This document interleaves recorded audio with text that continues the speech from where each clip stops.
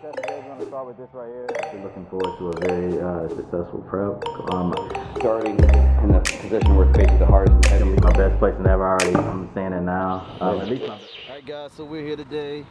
I think this is the first time I'm taking you guys to the Lion's Den. This is a private gym that Joe gets to train out of. He trains the owner of this facility, and I'm lucky enough to get to come here. So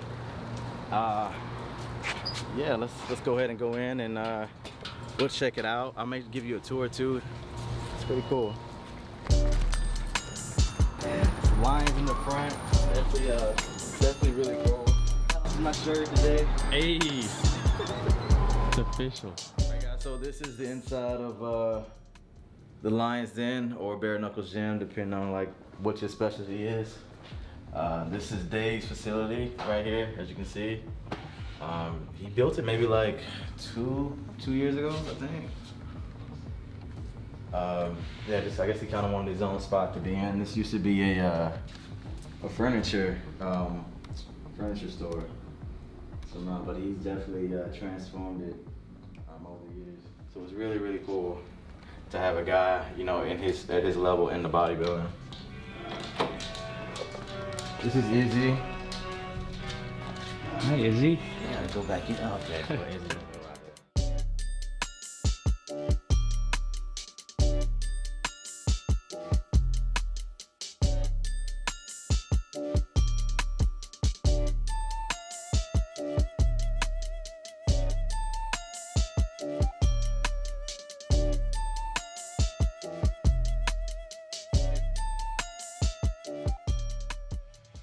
All right.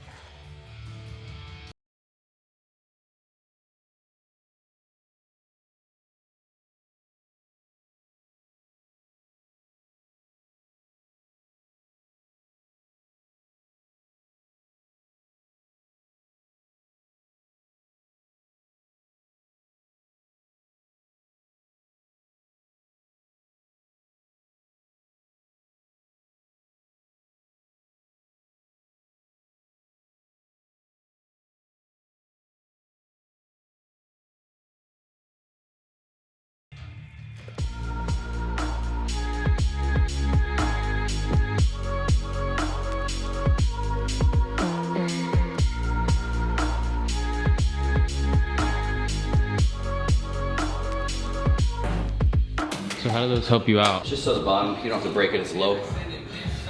So again, a lot of people when they get in, it's like they be comfortable here and then they have to kind of force down here. And so just literally starting in the position where it's basically the hardest and the heaviest, and you're almost out of range of motion. Not super comfortable, arguably not super safe. So that way, it's just basically, instead of starting here, it starts here. Just makes it easier for the first rep. And then I'll put a magnet on those because if some people didn't want them going lower, they could turn them the other way and they'll stay there the whole time. So it could just stay within that range of motion. Oh. But this way, when the magnet's turned out, they'll fall out like you saw in the first rep. And then you can just bring it wherever he's comfortable bringing it. Okay, that's cool.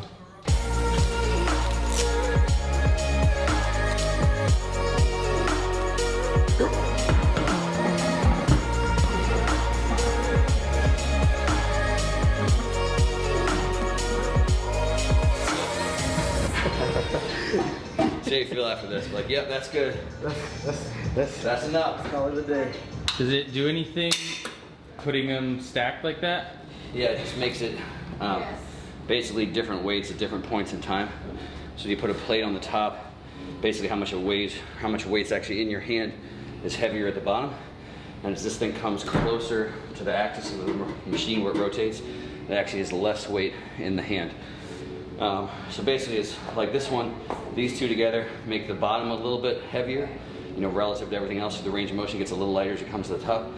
And then when we pull this one on, he's left with it basically being heavy at the bottom and then really light at the top. So basically, yeah, where you load it just basically changes the weight to your hand through the range of motion.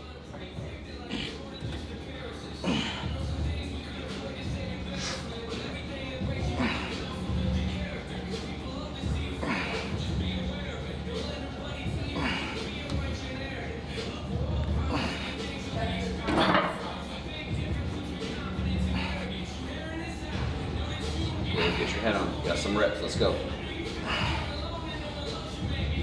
Hard into that top. Hard squeeze in there. Come on, keep going. Couple more. Control. Hard into the top.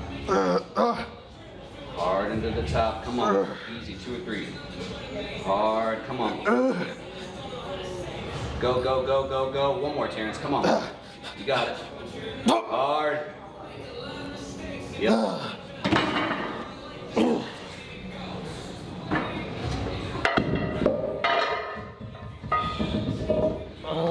Right to it, man. Come on, let's go.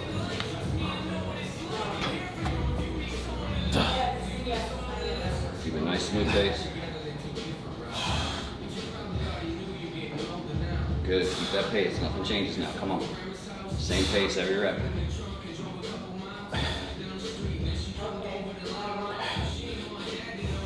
Keep going, man. You got reps. Keep going, man. You got reps. Same pace. Nothing changes. Again, come on. You can get to the top still. Hard, hard, hard, hard, hard. Another one. Go. Go, Terrence. Hard. Come on, come on, come on. One more. Easy. Go. Finish. Go, go, go. That's it. Oh. Now you see what I'm saying? Yeah, good. See you tomorrow. Oh. Yes, that hurt. Oh man. Are you stronger now than you've ever been? Yeah. Yes, yeah. My day just got better. Oh man. Yeah, I mean, this is the way we train, you know. Yeah. Progressively overloaded. I think the only thing, pretty much everything is going off.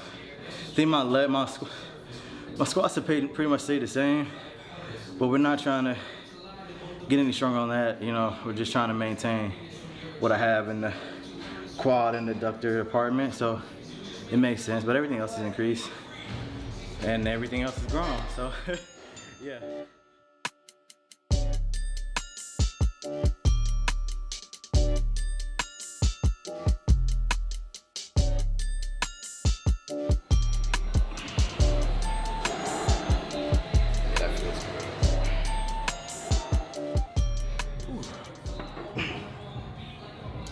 So, I know probably a lot of people will be like, why isn't the bar touching his chest? But honestly, I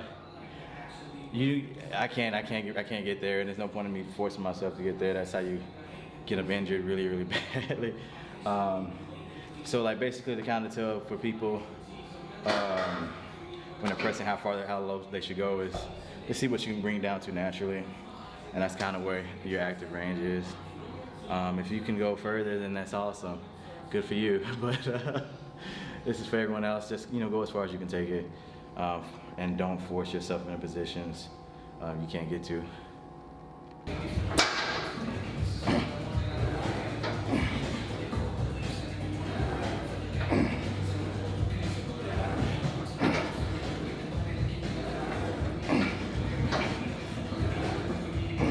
Good reps, Terrence. Come on. Come on. Again. Up.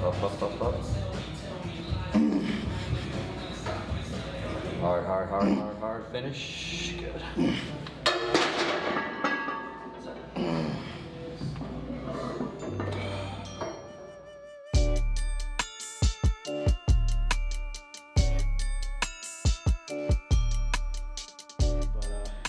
If you can, I would use this.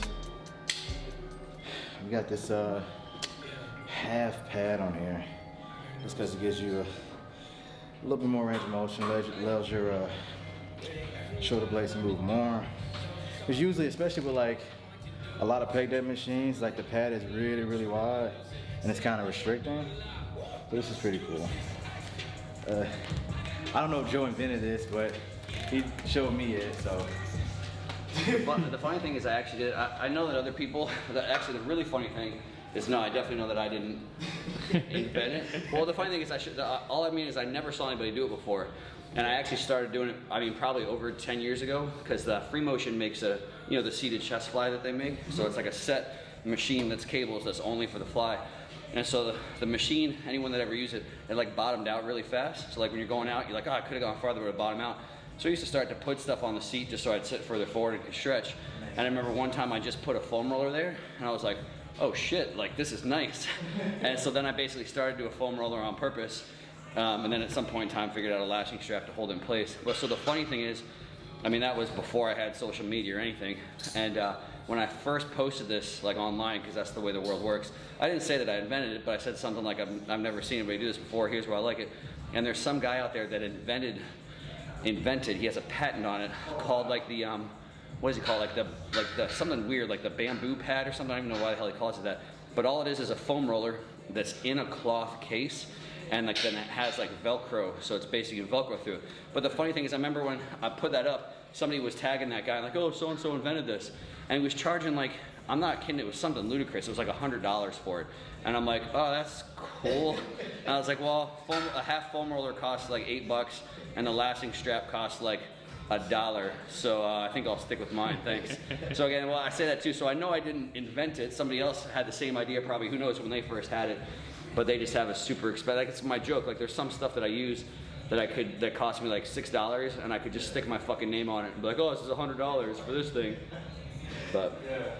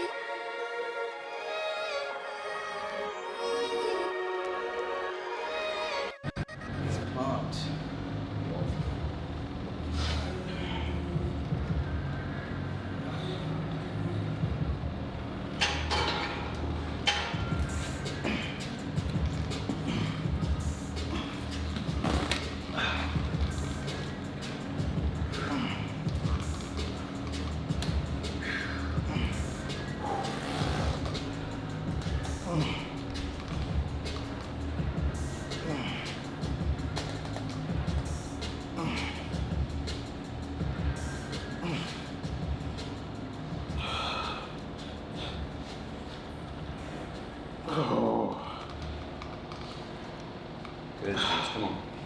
Hard squeeze. Good, yeah, come on. Good.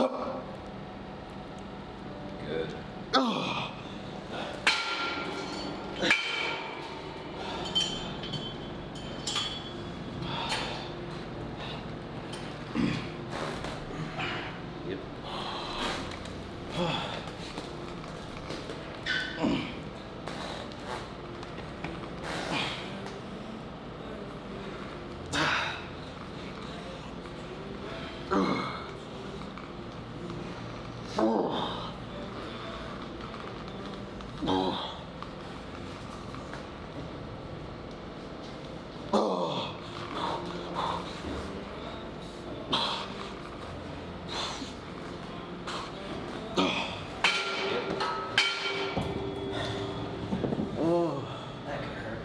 Yeah. Oh man.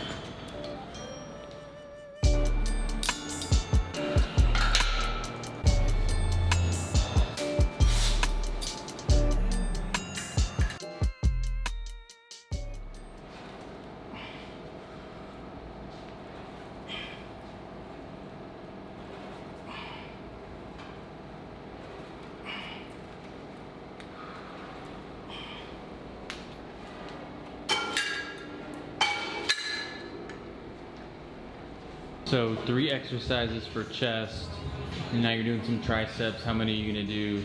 Is it chest and triceps today only? Just this exercise here, it'll be all. Okay. Sometimes we'll do like a superset with the cable flies, but yeah, we didn't today. So, I mean, we kind of substituted it with the drop sets, so you still got a similar amount of volume in there. You know, instead of doing the other exercise, we just added that drop, you know, to both. So, yeah, just one tricep exercise, and then we'll probably do a bit of posing just to see how fat I am, how long I got to go, how much work I got to do. So that should be fun. Cool.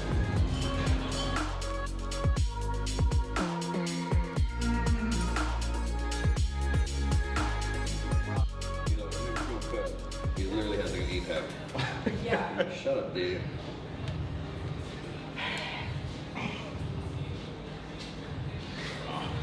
Oh, man. Feels pretty good. Slide a little left turn. Just a teeny bit, yeah. Okay. So I can get you from the magic mirror too. Alright.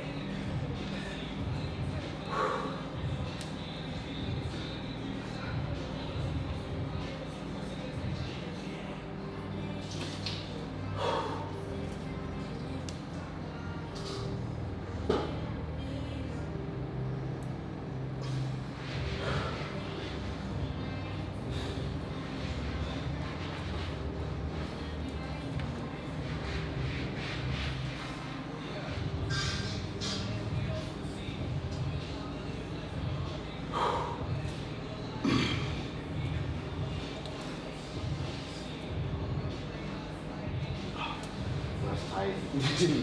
Yeah.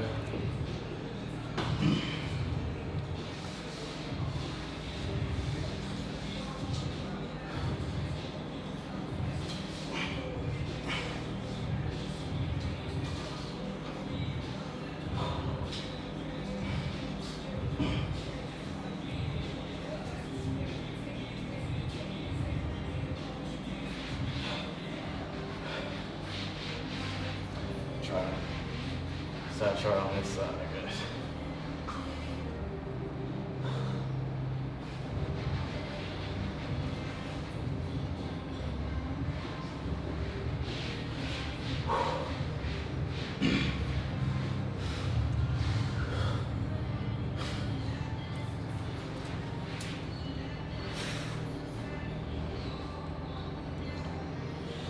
Whew.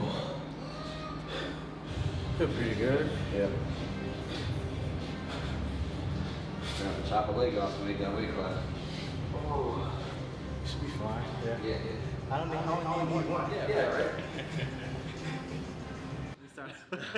Oh, I'm not used to this. Fuck, this is weird. This is weird. I gotta talk. Shit.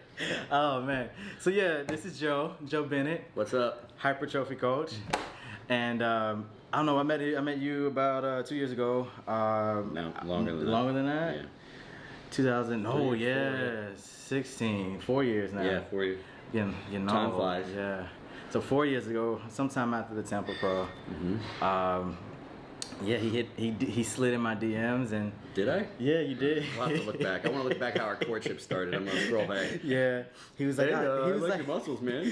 he was like Inglorious Bastards when he says, he's like, you're good, but do you want to play for like the A team? He was like, I see, you're doing good stuff, but I can, he was like, I can help you. And I was like, all right. So, I drove down 6.5 hours, and after that first session, I was like, yo, this is awesome, and we've been cool ever since. I moved down here last year I think, or like a year and a half ago. It all blends together. I don't know. It does, yeah. And we've been training pretty much full time ever since the Niagara Falls show. Before that, for that prep, so it's been really good. And each and every show since then has been tremendous progress. From Niagara Falls to Arnold, and leading to the Olympics, gonna be. John at least said it's gonna be hard for me to make weight, so I'm gonna have to suffer a bit. So it's a good problem to have. 16 weeks out and everything's looking good.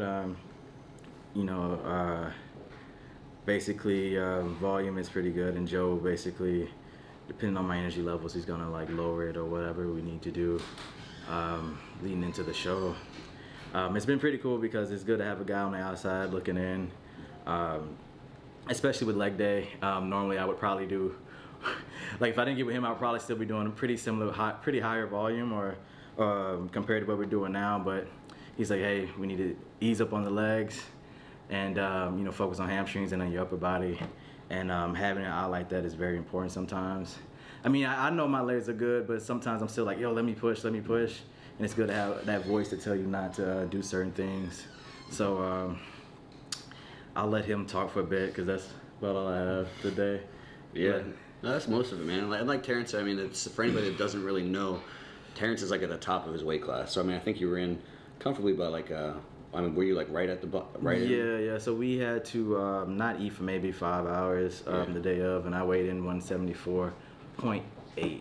So and 175 is the top. Yeah. So if he didn't have to suffer at all. So he didn't have to do anything really where like cutting water or anything crazy. No. So he knows really what that means is we could probably have 5 pounds more tissue, and then he could suffer 5 more pounds of cutting some water and stuff at the end just to make it in the class. Yeah. So people are like, well, why the hell wouldn't you want your legs bigger? Why would you not want that? It really, again, he's at the point now where it's kind of awesome. I mean, it reminds me, it sounds cliche, but there's not a whole lot of focus in bodybuilding now on actually being balanced. Like, whereas, like, I got into it reading about, like, Arnold era, and that was, like, what it was all about. I mean, obviously, it was just understood you keep trying to get bigger, but you heard guys talking a lot more about, like, oh, this is my lagging body part, and doing stuff to make sure that they were bringing them up and getting balanced. So the cool part is whether Terrence likes it or not, he can't get huge right now. It's gonna easily put on 5 pounds from the Arnold till the next show, till the Olympia. But we really just need to be more concerned with balance than ever. So that's really the reason for his legs is, again, from a balance standpoint, he could still have his upper body a little bit bigger because his quads are so damn big. So we're really just trying to keep him the same. And then honestly, after this show, I think Terrence is going to have to decide if he just wants to keep doing classic or if he wants to try and push up another weight class. Again, and obviously that's Terrence's prerogative. I mean, obviously it's kind of a weird spot because I don't know what that's like to be so professionally successful. Because that's the thing. Obviously, he's perfectly capable of being classic physique Mr. Olympia, that's kind of cool. So let's do that. But at the same time, I think he could still put on weight and still have his physique be even better, maybe. But it's one of those things too where it's like I don't know how much bigger he could actually be and it still look good. I mean, obviously he's not a guy. He's like, he knows he's not going to be like 240 on stage or something like, I don't know, like Branch Warren or some shit. Or whatever. There are some dudes that are like 5'5" that were like 230 on stage and shit, which I don't really understand how they did it. Bonac is another guy. Yeah, just stuff that doesn't make sense. So obviously that's going to be stuff we talk about down the road. But so for this prep, if anyone's wondering like, how the hell can you not want to get his legs bigger? It's like, well, if he wants to, that's just going to be another prep. It's not going to be this one. Yeah. So like he said, just and to speak to volume, the only other thing I'll say is like we're kind of at a nice maintenance point where, again, the really simple place to look at is most of our big exercises is 2 working sets. Yeah. And that's kind of like a nice baseline. And honestly, my goal over the next 6 to 10 weeks really might be a little bit of a taper up in volume. And the reason that being is that he can recover from it, or should be recover from it, because everything right now is going to be perfect for recovery. I mean, his life's got to revolve around his nutrition, his sleep, his recovery, all that good stuff. So I like to push up volume a little bit. One, because if he can recover from it, he can grow from it, and he's going to get more caloric output from it. So it's a really easy way, in my opinion, that I would bet he's not going to have to make a ton of changes with his diet or cardio to keep getting leaner, unless John is just looking at the weight and just like, dude, we got to get some weight off you. And that might be the case. He might have some point where it's like, well, you're on track for conditioning, but man, we got 10 pounds we got to lose. And he doesn't want to get to the point where he's like 2 weeks out and be like, oh shit. So again, that's honestly for everybody. He said his coach John Meadows. If you don't know who John Meadows is, you got problems. But he's on top of that stuff. So obviously John's going to keep a close eye on him the whole way through, and that stuff they'll kind of figure out. But again, that's the way I like to approach prep with most people. Is again, that's one of the few times I think pushing up volume a little bit, and it's nothing drastic. We're not going to go to like 6 working sets on stuff, but just enough to where again I think it can aid in recomping. And again, not have to take away food and not have to add in more cardio. And if you can do that, I think with your training, I think that's always the better way to go about it, at least at the beginning. And like he said, I think we're at a great spot. I'm excited like him because honestly, it feels like we've had a good off season, but it's kind of like, I don't know, there's so much shit going on. It's like, what are we doing? What are we doing? And now they'll figure out, okay, it's definitely going to be the Olympia. It's definitely a go. We're in a good spot. It's really exciting for me as well too, man, because prep's fun, man. Especially prepping for the Olympia. That's about as fun as it gets. Yeah. And speaking on the volume stuff, last prep, I didn't do much cardio. I don't think 4 sessions of 45 minutes is not bad. I mean, I've done way worse.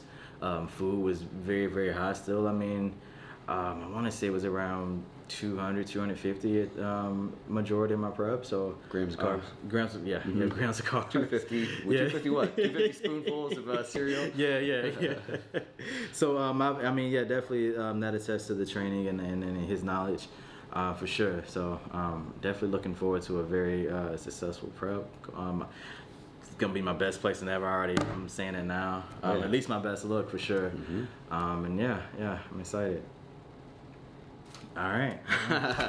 There's a little peer pressure I felt pushing him to go to 212 maybe. So honestly, like he's a bodybuilder. So like, what bodybuilder doesn't want to keep getting bigger, right? So there's a component of that. But again, I didn't say that as a joke. Is like there's most bodybuilders just have it in their brain to just keep getting bigger because like there's the bro science guy, that Dom guy, it's the most brilliant thing he ever said. He's like, the first day you start lifting is like the day you're like perma small. Oh yeah. Something along those lines, which is true. It's like every bodybuilder has that in their brain somewhere. I don't care who you are. So again, most bodybuilders just like, well, just keep getting bigger because I'm a bodybuilder. But most people don't actually get to the point where their physique and their actual outcome starts to matter. You know, you hear this thing, which I think is true, is stay like process focused. Just focus on the process, put all into that, and whatever happens, happens. And very, very few guys get to the point like Terrence where, you know, their outcome can be best in the world. So again, I think it'll be an interesting thing for him to figure out at some point in time to kind of debate maybe, I am a bodybuilder, so I just, you know, some of it in there has to be like, let's keep getting bigger and better, obviously. But at the same time, it's like, well, if you can be, you know, physique Mr. Olympia, then you know, that's important as well too. So I don't know. I mean, right now, obviously, it's just obviously there's no pressure for me to do anything. I'm just I'm thinking out loud probably some of the things that maybe he's thinking a little bit. But right now, it doesn't change anything. It's like, you know, you wake up, you got 24 hours in the day ahead of you. We're just gonna do shit for the next 16 weeks. You know, get up and just make sure he's giving 100%. And again, he's gonna, you know, we're going to win. I mean, I'm not being a dick, and same as everybody, got all the respect in the world for all of his competitors, but he's got a more complete physique than anybody. And I'd be interested if somebody disagreed with that, for them to point to which body parts they think they have better than Terrence, because I don't think there are any. But again, you can say that. I mean, unless you're really emotional, you can say that respectfully and mean it. Yeah. And at the end of the day, it's the judge's decision, so it really doesn't matter shit what anybody says beforehand. He's just going to come in his best, and then the judges will tell us what they think at the end. And that's the sport. Yeah. That's Now we'll sign off. Peace.